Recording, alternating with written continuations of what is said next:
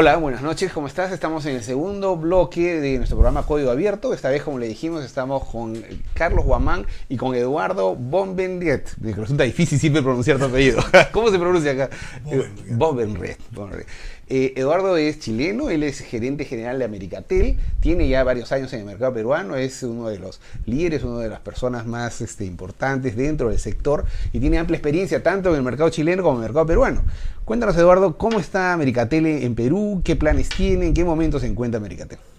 Déjame aclararte primero eso de la importancia. El mercado peruano es un mercado bastante concentrado, digamos, en términos de participaciones de mercado. Así que nosotros, digamos, Telefónica es una empresa, Telefónica más Movistar, una empresa que vende más o menos 3.000 millones de dólares. 3.000, efectivamente. Claro, Telmex, digamos, es otro conjunto, digamos, que venden 1.500, tal vez un poquito más. Y los que siguen, digamos, en la lista probablemente seamos nosotros, que vendemos 40. Claro. Entonces, digamos, no es que tampoco, digamos, los tengamos, digamos, amenazados. No es que no.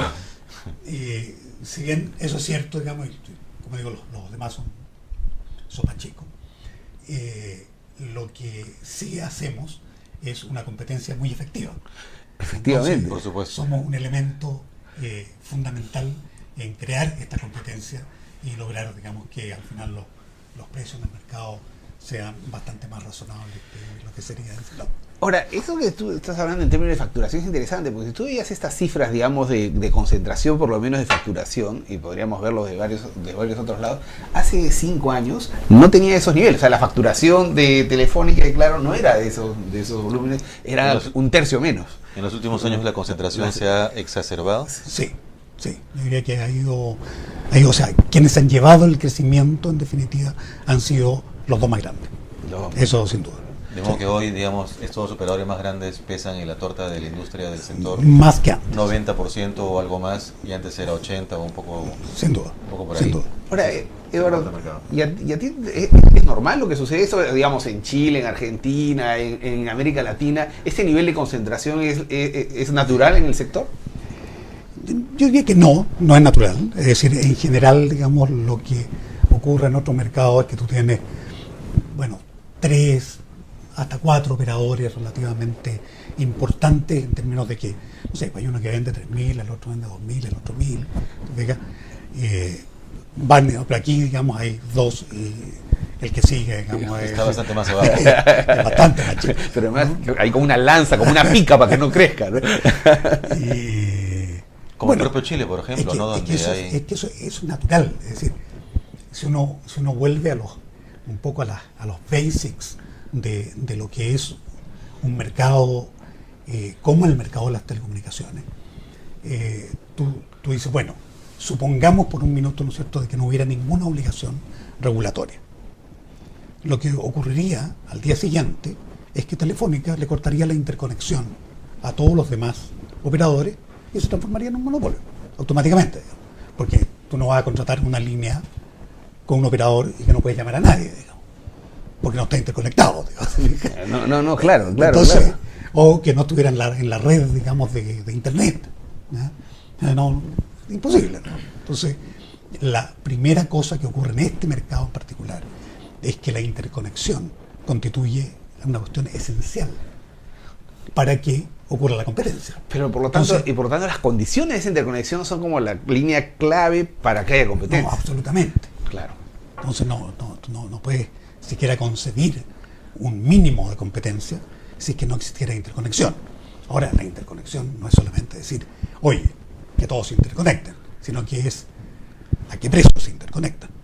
Porque tú dices, oye, obligo a interconectarse. Perfecto, $10 el minuto. Se acabó la interconexión. Pero hay una oferta pública. Entonces, claro. Entonces, lo que hace, obviamente, el regulador, digamos, va, digamos, estableciendo condiciones para que esto ocurra efectivamente. Entonces dice, la interconexión se hace a un precio regulado. ¿Y cuál es ese precio regulado? Un precio tal que pague los costos del operador dominante. Y que simule de la mejor manera las condiciones de mercado, digamos. Sin duda. Ahora, Entonces, ese es el papel del regulador. del regulador. El papel del regulador es ir dando las condiciones para que esta competencia que naturalmente no se da, porque como te digo, naturalmente no existe la competencia, naturalmente, de hecho no existe la libertad, ¿ya? Los seres humanos nos hemos organizado en sociedades precisamente para poder vivir en libertad. Es decir, si no existiera la policía, el ejército, la marina, etcétera, seríamos esclavos de algún señor de la guerra. O sea, nosotros estamos comprando nuestra libertad diariamente vía pagar nuestros impuestos. Si no estuviéramos en una sociedad organizada, seríamos esclavos de alguien. Y esa es la historia de la humanidad, digamos. O sea, sí, hace 3.000 años atrás, digamos, más de la mitad de la población... Podríamos ser esclavos de los monopolios, entre otros. Si traducimos esto al mundo de los negocios, significa que hay un incentivo natural en los mercados para que el operador intente ser lo más grande, y lo más grande hasta el punto en el que absorba o elimina el resto. ¿Te refieres a eso? Entonces, y especialmente en algunos mercados, como es el mercado de las telecomunicaciones, en que está este factor clave que es la interconexión, ¿cierto? Es muy fácil que un operador, digamos, se transforme en dominante y que imponga condiciones en el mercado que clásicamente son precios de monopolio, discriminación de precios, con lo cual te robas el excedente del consumidor, ¿no es cierto? Y elimina la competencia. ¿Y eso qué significa? Significa que lo que le ofreces al consumidor en términos de precio, en términos de calidad del producto, en términos de condiciones del producto, van a ser cada vez peores, ¿no? Porque si el tipo te atiende mal, ahorra plata.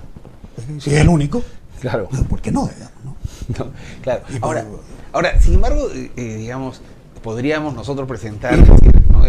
Ahorita listamos 200 y decir, oigan, sin embargo, hay más de, no sé, habrán 15 empresas que tienen entre concesiones de larga distancia, telefonía fija, que tienen interconexión con el operador dominante, ¿no? Y también con Claro, o sea, que hay interconexiones. ¿No es suficiente número para que haya competencia? ¿Por qué se da esa estructura? Por un lado, ¿por qué se da esa estructura tan concentrada? ¿Y qué pasa entonces con la interconexión si aparentemente hay numerosos competidores? Mira, Pero que pesan 1% o menos. Pero claro, no, lo que ocurre es que estos operadores, que no son los operadores dominantes, digamos, lo que hacen es, de alguna manera, se van estableciendo nichos de mercado, en los cuales, digamos,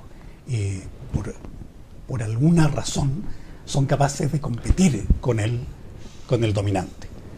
Pero la cantidad de condiciones que tiene el dominante, que hacen muy difícil ganar esa competencia, podríamos estar probablemente horas, digamos, aquí mencionando, digamos, distintos aspectos, por solamente nombrar algunos, digamos. Las redes de transporte en el Perú le pertenecen al operador dominante. Entonces, si tú quieres ir a dar servicios en provincia, quieres ir a Piura, quieres ir a Trujillo o Arequipa, vas a tener que ir por las redes de transporte del dominante. Aunque hayan otras redes, o sea, se genera como un precios oligopólicos, entonces. No, estoy hablando de redes de transporte. O sea, está la red de internet, la red Claro. Son todas redes que son deficitarias. Claro. Es decir, ninguna de estas redes llega a todas partes. Entonces, el BCP, ¿qué posibilidad tiene el BCP de trabajar con alguien que no sea Telefónica? Ninguna. Porque si el BCP dice, mira, voy a contratar a Americatel para que me dé servicios en Lima, Telefónica le va a decir, pero los servicios que tienes en todo el resto de las ciudades te van a costar exactamente lo mismo que antes te costaba más Lima, ¿no? Entonces, entonces dámelo todo nomás, ¿no? O sea, no, alguien que tiene servicios en todo el país no tiene otra opción que Telefónica. con más razón entonces el acceso a las redes, o sea, llámese interconexión o llámese transporte, es fundamental para que la competencia pueda absolutamente. desarrollarse de Entonces, manera el sana. regulador, digamos, cuando el regulador le presentan una oferta de transporte que dice, oye, para 10 eunos te voy a cobrar $10.000 y para 500 eunos te voy a cobrar $300, con esa diferencial de precio, que no hay ninguna economía de escala que la justifique, entonces, o sea, no hay manera. Pasa lo que pasa y el mercado efectivamente se concentra más. Absolutamente. Absolutamente. Entonces, lo que debería hacer el regulador es decirle, oye, esta ofertita, next. Claro. Ahora, no es que no vayamos avanzando, ¿no? Es decir, el hecho, digamos, de que hoy día se está pensando en una red de fibra, una red de transporte hacia todos lados, etcétera, es una buena noticia. O sea, el proyecto de banda digamos, ancha es válido, es un avance, ¿no? Esa ley, siempre y cuando las cosas se hagan bien, pues. O sea, si se hace el proyecto de banda ancha y resulta que los precios terminan siendo los mismos, entonces... Justamente, vamos a hablar ahora, vamos a hacer un pequeño corte de 2 minutos y volvemos para conversar sobre las perspectivas del proyecto de banda ancha, la red neutral y los riesgos que están en el tapete en la reglamentación de dicho proyecto. Bueno, volvemos en 2 minutos.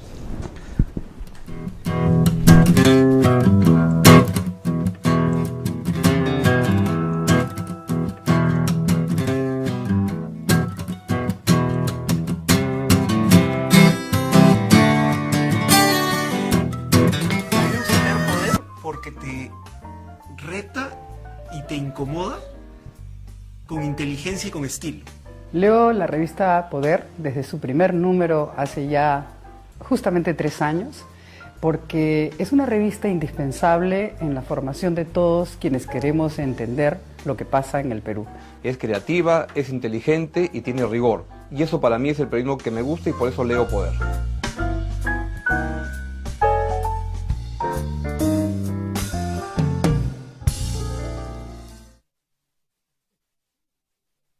A mí me gusta leer Poder porque te reta y te incomoda con inteligencia y con estilo. Leo la revista Poder desde su primer número hace ya justamente 3 años, porque es una revista indispensable en la formación de todos quienes queremos entender lo que pasa en el Perú. Es creativa, es inteligente y tiene rigor. Y eso para mí es el periodismo que me gusta y por eso leo Poder.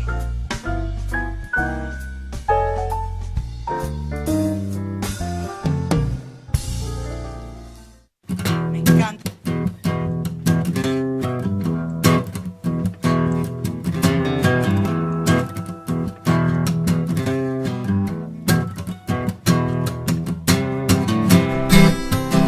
Buenas noches, estamos en su programa Código Abierto, yo soy Rolando Toledo. Esta noche tenemos al gerente general de Americatel, señor Eduardo Bobenriet. Lo he dicho bien, ¿no? Perfecto. Y Carlos Guamán, nuestro invitado habitual de este programa, ¿no? Estamos conversando sobre el sector de telecomunicaciones, los retos del sector, todo el tema regulatorio. Todo el tema regulatorio. Sí. Carlos, estábamos conversando y tenías una pregunta para Eduardo. Sí, claro que sí. Hemos mencionado en el bloque anterior con claridad de que las condiciones de competencia en el mercado peruano no son de las mejores. Hay un peso del 90% de los operadores más grandes.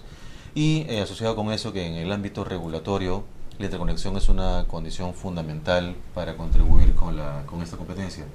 Dada esa concentración que es la más alta en la región, porque nosotros siempre vemos las cifras que ocurren alrededor, y en general en los mercados de América Latina, en la cuota de mercado en la industria de los operadores más grandes oscila entre 60 o 65%, en Perú es 90%. Además de la interconexión, ¿qué otros temas diría usted, sobre todo en el contexto de una nueva gestión de Ocitel, que deberían estar en la mira, en la agenda importante que el nuevo presidente de la institución tenga en mente? Bueno, yo creo que básicamente lo que ocurre, digamos, con los reguladores, digamos, y con el tiempo, digamos, es que van perdiendo, digamos, un poco la noción de cuáles son los elementos como básicos o fundamentales de la gestión de un regulador, digamos. O sea, de por qué existen. Exacto. Entonces, se empiezan entonces se empiezan a meter, digamos, en la maraña de normas y esto y lo otro, digamos, y de que alguien no cumplió la norma, digamos, y hay que sancionar. No, y la cantidad de cosas que te piden. Sí. Y la información, y al final nadie sabe para qué piden la información y para qué no. Y tienes equipos trabajando, es horrible. El tema es vuelta a los basics. O sea, ¿qué hacemos aquí? ¿Para qué ¿Para qué estamos? existimos? Claro. Y el tema es fundamentalmente que el regulador existe para que el mercado opere como si fuera un mercado en libertad, en competencia. O sea, el Estado tiene que restringir la libertad para que exista la libertad, aunque parezca un contrasentido, ¿no?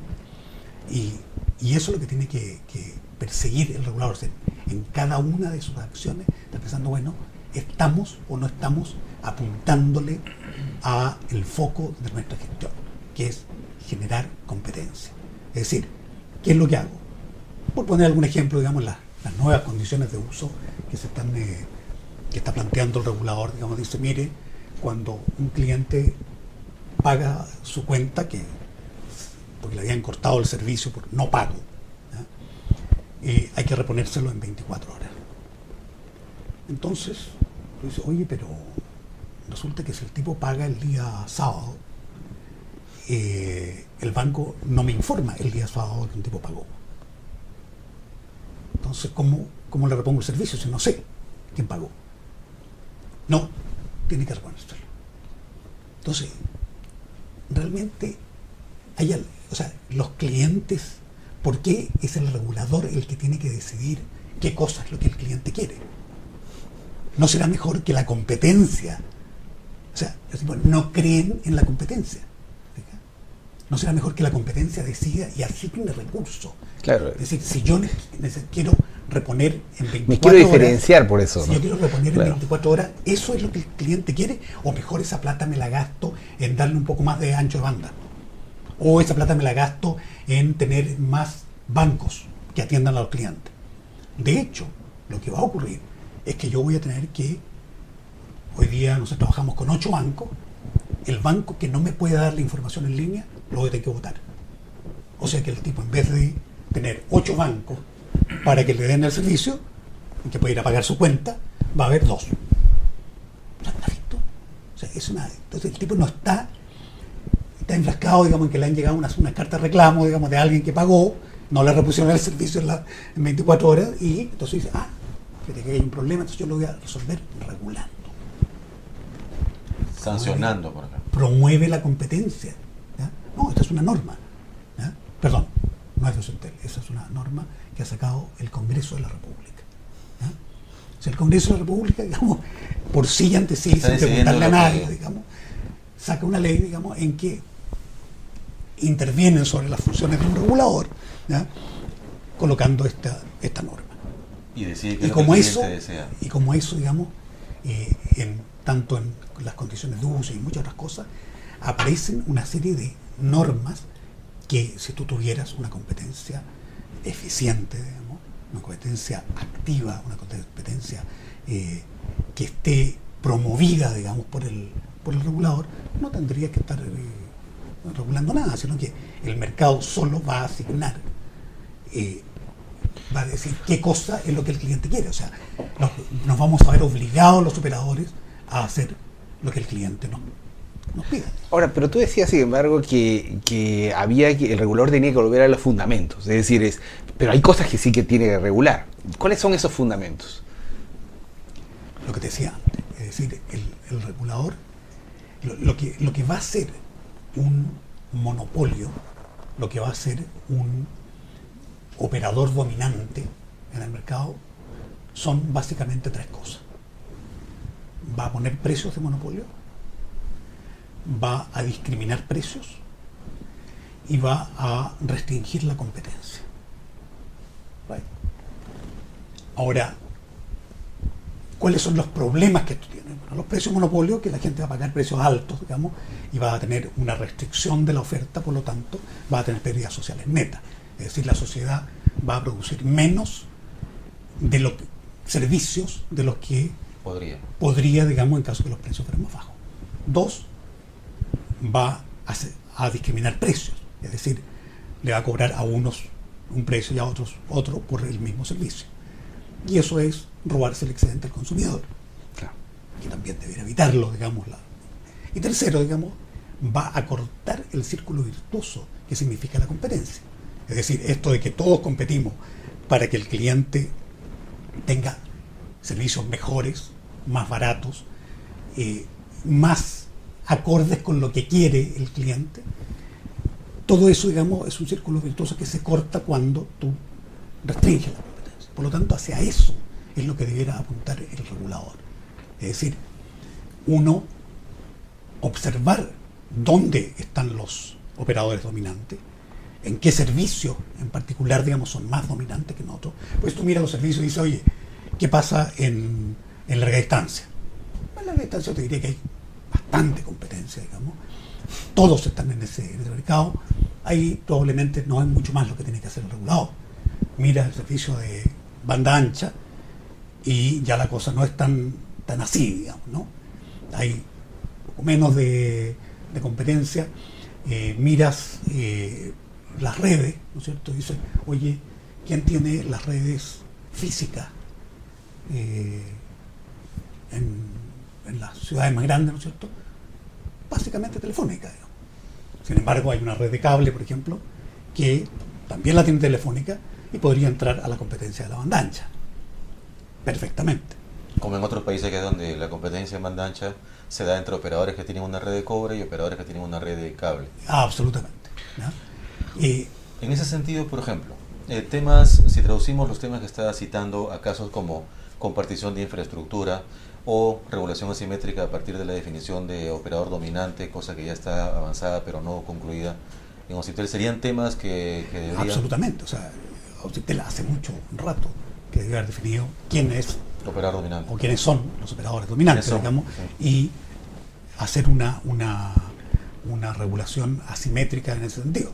Ahora, también no hay que olvidarse, digamos, de que Occitel no está solo en este entorno regulatorio, digamos. La última vez que Occitel intentó hacer una regulación asimétrica, y Telefónica le interpuso, digamos, un recurso judicial.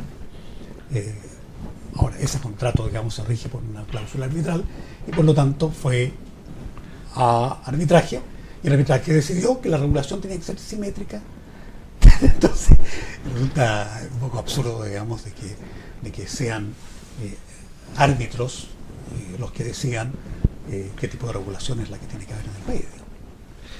La ley de banda ancha. Yo lo que justamente lo que te quería plantear es lo siguiente. En lo que tú estás planteando, uno de los elementos, digamos, más críticos que tú dices es todo el tema de transporte, ¿no? En todo el tema de transporte a nivel nacional acaban de publicar la ley de banda ancha, ¿no? Damos un adelanto de lo que para ti significa la ley de banda ancha, vamos a un corte y luego desarrollamos los otros puntos que tenemos pendientes en la agenda regulatoria. Mira, la ley de banda ancha, digamos, tiene cosas buenas y cosas malas, digamos. El hecho de que se esté desarrollando una red de transporte a nivel nacional es bueno siempre y cuando tenga un propósito, ¿no? Pues si tú desarrollas una red, digamos, para seguir haciendo lo que hace Telefónica con la red actual, digamos, nada ha cambiado, ¿no? Ahora, si tú defines esa red como una red que va a intervenir en la competencia, es decir, le vas a ofrecer a quien quiera transporte a un precio de $100 por uno al mes, entonces sí tiene un efecto importante. En ninguna parte de la ley dice eso, ¿ya? De que el propósito de esto, digamos, es cobrar barato. Dos, sí dice, me parece que es generar competencia. Sí, pero falta pues convertirlo sobre todo no en la ley, pero sí en el proyecto el proyecto que se hizo en el gobierno de Alan García, o sea, lo que hizo la comisión de banda ancha, entre por qué se hacía ahí está, ¿no? Por supuesto, sí. Pero en el tiempo puede mutar. Ese es el propósito, claro. Sin embargo, cuando sale la ley, digamos, y la letra de la ley no dice eso, ¿no? Entonces, no dice, aquí, ¿qué puede pasar? No lo sé. Luego está el tema, digamos, de que el operador de esta red, ¿no?, puede ser básicamente cualquiera. Entonces, si el operador vuelve a ser, digamos, uno de los actores principales del mercado, es decir, Telefónica o Claro Telmex, obviamente, digamos, va a haber problemas, digamos, en la se administración. Se virtúa el espíritu de la... Por supuesto, o sea, siempre hay ciertas flexibilidades que te permiten darle ventajas, digamos, a tu o unos costos de transacción de supervisarlo, si es que se le permitiera, digamos, trabajar y se le normara que fuera neutral bajo, digamos, una supervisión. Pero no, claro, pero todas estas cosas, digamos, tú dices, ¿para qué? Claro. O sea, ¿para qué te metes en el problema cuando no lo necesitas realmente? Exactamente. ¿Verdad? Entonces, fija un operador, tú ves que cuántos operadores hay en el mundo, digamos, que están dispuestos a venir a hacer eso. Que era una de las grandes promesas, era el operador neutral. Sí, claro. Vamos a seguir desarrollando todos los retos del proyecto de banda ancha. Vamos a hacer una pequeña pausa de 2 minutos y regresamos con el último bloque de Código Abierto. Nos vemos en 2 minutos. Nos falta... A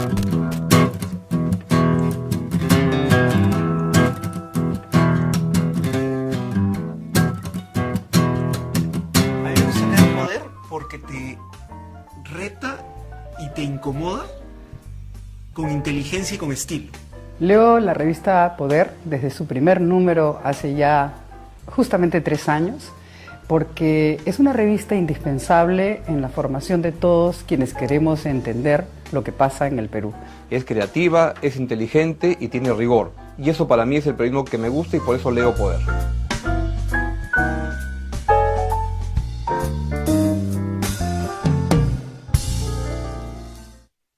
A mí me gusta leer Poder porque te reta y te incomoda con inteligencia y con estilo.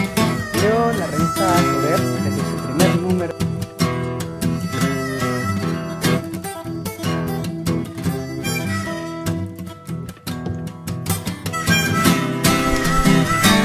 Hola, buenas noches. Este es el cuarto bloque de Código Abierto. Estamos, como veníamos conversando, con el gerente general de Americatel, Eduardo Bovenriet. Ya, soy un experto en el tema. Y con Carlos Guamán, nuestro invitado habitual. Estamos conversando sobre el proyecto de banda ancha y los retos que tiene y, digamos, algunas definiciones que faltan precisar sobre el proyecto. Eduardo, nos estabas comentando sobre lo importante que era el operador neutral en la red. ¿Por qué pasaría si es que este espíritu original del proyecto de banda ancha se pierde? Bueno, simplemente que quien sea que administre la red siempre va a tener algún grado de flexibilidad que le va a permitir favorecer, digamos, a quien sea su partner económico, ¿no? O sea, si la red se la entregan a Telefónica, digamos, naturalmente de alguna manera, digamos, se la va a arreglar para que justamente favorecer lo a que Telefónica y no... Lo que comentaba el señor viceministro Pérez Reyes hace unas cuantas semanas aquí en el programa es que técnicamente no es necesariamente imprescindible impedir a los operadores dominantes poder postular como candidatos para operador neutro, dado que luego el Ministerio de Citel se encargarían de supervisarlos, controlarlos, auditarlos y todo eso. Lo que nosotros les planteamos es eso cuánto cuesta, ¿no? Pero al final... más que cuánto cuesta es... ¿Cuánto cuesta en esfuerzo, en ¿para tiempo? O sea, y en resultados, es decir, ¿qué tan controlable ¿cuál es? Pareciera que... ¿Cuál es el punto? Que Si tú dices, claro, voy a poner al gato a cuidar la carnicería... Y le voy a advertir que puede no puede. ser, digamos, ¿no? Y Pero voy a poner un perro para que lo cuide. Claro. O sea, y al perro le voy a poner un chancho que lo mire. Pero pareciera que todo se debe en realidad a una especie de equilibrio de presiones, ¿no? O sea, es como que a su vez los operadores dominantes habrían estado planteando, miren, estarían discriminándonos de la competencia. O sea, ¿por qué nosotros nosotros queremos poder operar esa red? Ese fue el argumento. O sea, no es porque ellos han cambiado, sino como que tanto Claro como, o sea, América Móvil como... Precisamente lo que estamos diciendo, la regulación debe ser asimétrica. Claro. ¿Ya? O sea, cuando a ti te declararon que eres un operador dominante, la regulación va a ser y debe ser asimétrica. O sea, te estamos teniendo que controlar y ellos lo saben. Claro, absolutamente, claro. Y es así, digamos, y está escrito 800 veces, digamos, de que así debe ser, digamos, ¿no? O sea, no es una cuestión de que se Y- nos está ocurriendo a nosotros. Y por eso volvemos al principio de la conversación, ¿no? Lo que hablamos en el primer bloque que está por decir es los fundamentos de por qué se está haciendo eso y los fundamentos de la regulación. ¿Qué opinas tú, Carlos? Y qué pasaría y qué elementos existen para evitar de que efectivamente se termine dando un escenario como el que podría darse, de que uno de los operadores dominantes termine operando la red neutra?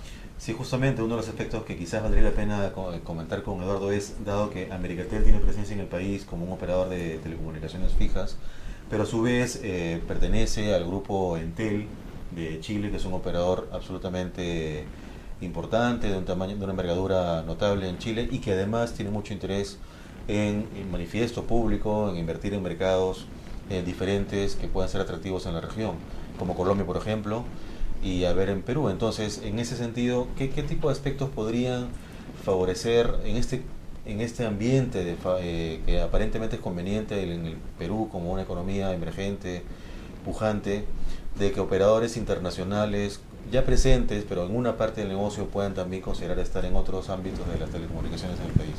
No, sin duda alguna. O sea, la razón básicamente por la cual Entel mantiene una empresa, digamos, del tamaño Americatel en Perú es precisamente estar presente en un mercado en el cual se pueden dar oportunidades, digamos. Y de hecho hoy día, digamos, con probablemente la banda ancha móvil, la licitación de nuevas bandas, se están dando esas posibilidades.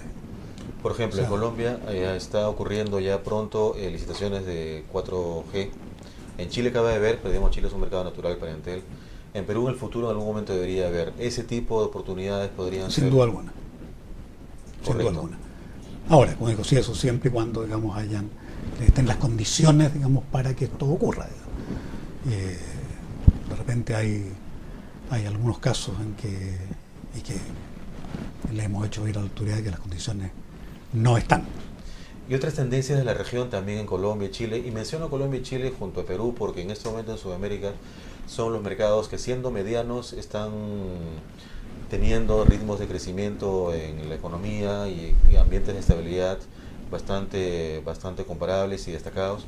Entonces, otras tendencias de la región, como por ejemplo MVNOs, es algo que puede ser de interés. O, en fin, Traduzcamos para nuestra audiencia. operadores móviles virtuales, es decir, operadores móviles que no tengan red, sino que se monten sobre Operar en la red, red, los en la operadores red. móviles con infraestructura.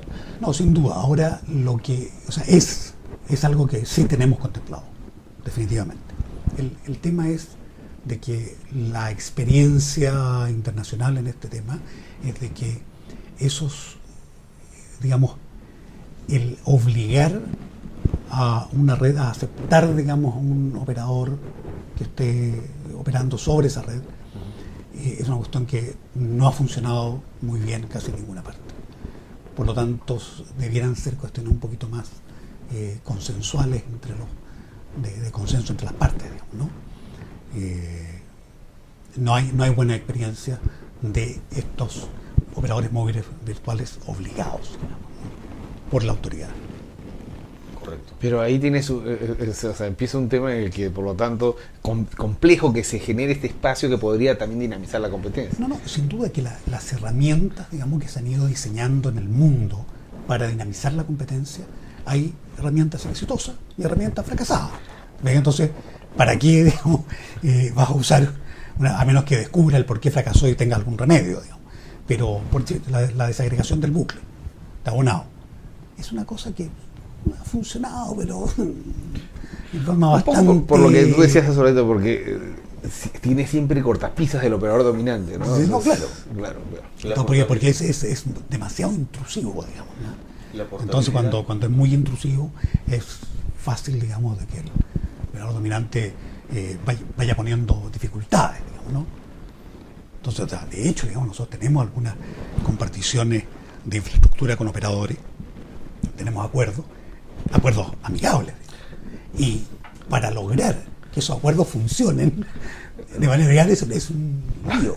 Cada vez que tienes que entrar al sitio de otro operador, no te cuento. No, lo sé perfectamente. No, es decir, además muchas veces es el costo de transacción de usar, digamos, la ley para presionar a un operador es tal que te malogra todas las otras relaciones de negocio. Entonces es como dices, ay, tampoco te puedo pelear, ¿no es cierto? Absolutamente. ¿No? Es decir, tienes que maximizar también tu relación, ¿no? Sí, Es- La portabilidad, sí, consultado. Por ejemplo, es una herramienta que ya está, cuya normativa está avanzada. En Mira, la fija, quiero decir. Sí, que la portabilidad en la fija, digamos, tú tienes dos mercados bien distintos, digamos. Uno que son las empresas, ¿no? Que básicamente todos los operadores les pueden ofrecer servicio a las empresas, ¿no? Y lo están haciendo y la competencia es brutal. O sea, los precios ya son terriblemente bajos. Por lo tanto, digamos, haya portabilidad, no haya portabilidad, los precios difícilmente van a mejorar. El mercado está funcionando. Absolutamente decantado. Y te quedan las personas. Y en las personas, Los hogares. todas las redes son telefónicas. Entonces, claro, le dice, mira, usted tiene portabilidad, pero y, ¿para también, dónde? y por lo tanto, por lo mismo, difícilmente va a mejorar. Te vas a cambiar con quién, ¿no? Claro. Entonces, no. Correcto. Por ahí, digamos, en esa telefonía. Vos ahorita, ¿no? No, la telefonía está móvil. La telefonía que es inalámbrica. Telefonía fija inalámbrica. Ahora, tú dirías... Ahí podría haber para- algún efecto. Para resumir, Eduardo, ¿cuál crees que sería la agenda si estuviéramos ahorita con Gonzalo Ruiz, ¿no? El nuevo director el presidente de OCIPTEL, y nos dijera, bueno, dígame cuáles son los 3 puntos fundamentales que debería hacer yo durante mi periodo? ¿Qué le contestarías? Bueno, hay algunas cosas que son un poquito radicales, digamos, pero en el funcionamiento mismo del organismo de OCIPTEL, digamos, hay ahí un tema de, como digo, creerle a la competencia. Es decir, que OCIPTEL evite, digamos, el uso de la sanción y el uso de la regulación para establecer de qué manera se comportan las empresas con los usuarios, digamos, ¿no? Punto. Porque en la medida que tú generas competencia, eso va a ocurrir solo. Entonces, si el regulador no le crea eso, usted está en un problema fundamental, digamos, ¿no? O sea, y eso es algo que de verdad ocurre. Entonces, porque alguien dice, oye, fíjate que en Lima se consumen diariamente 100.000 anticucho corazón, ¿ya? De los cuales 25.000 provienen de Lima, de redes que se matan en Lima, y 75.000 vienen del extranjero, ¿ya? Eso llega todo a Lima, se procesa, quedan deliciosos, son sumamente baratos, están en todas partes, sin ningún problema, y no hay ningún ministerio que intervenga, ni ningún regulador que los regule. Ocurre, de verdad. ¿Ya? O sea, el primero Entonces, sería que crea en la competencia. El segundo, porque estamos casi sobre la hora. El segundo, creer en la competencia, por lo tanto, no a los operadores, digamos, cuando tú empiezas con las sanciones, digamos, lo que te pasa es que si sancionas a Telefónica, que vende 3.000 millones de dólares al año, se muere la risa. Cuando sancionas a Medicatel, que vende 50 millones de dólares al año, lo deja al doble de la quiebra. Claro, ¿no? claro. Entonces, es una asimetría inversa, Claro. muy tonta, digamos, y que va en contra de la competencia.